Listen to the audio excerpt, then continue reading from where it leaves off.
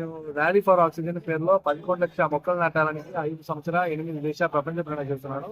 నాకు ఇప్పుడు వరే 8,04,000 మొక్కలు పెంచుతున్నాయి.